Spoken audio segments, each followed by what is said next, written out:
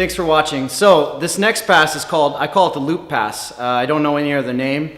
I kind of came up with it. I don't like to say I invented it because I don't think anybody really invents any moves. They've kind of all been done before, but this move really works for me from various positions. I can do it from open guard when the guy's on his back, or if I break his closed guard and I'm standing and his feet are in front of me.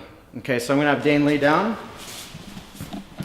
And a lot like that Charloun pass that we did, where I make the approach and I come in here, right? So now what I'm gonna do is I can make the approach from here, okay?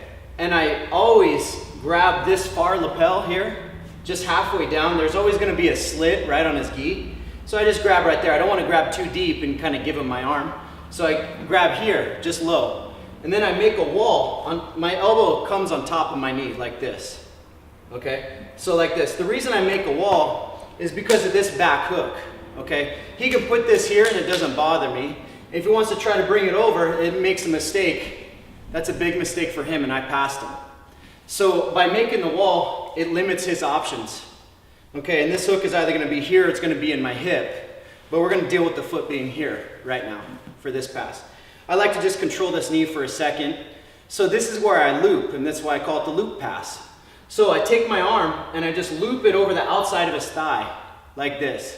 Then I'm gonna put my 4 fingers on the ground, and I'm gonna kick my legs 45, and I'm gonna close my elbow, okay? When I close my elbow, I make sure that my ribs and my tricep are connected.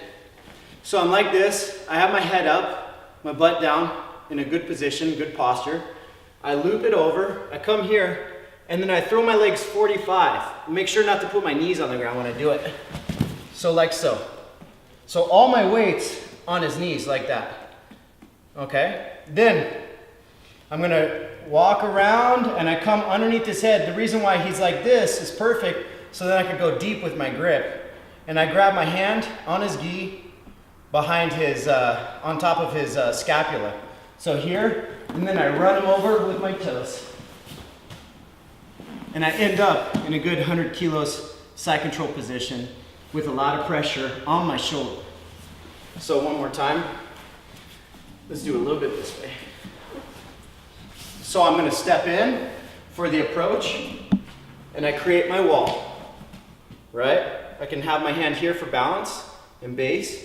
Then I loop my arm over, put my hand on the ground right to the side, and then I jump my legs back into the 45-degree here, right? Then I stay on my toes, so all my weight's on my elbow and my forearm, and then I come for his head and run him over. So one more time. So I'm gonna make my approach, I step in, make a wall, right? Loop.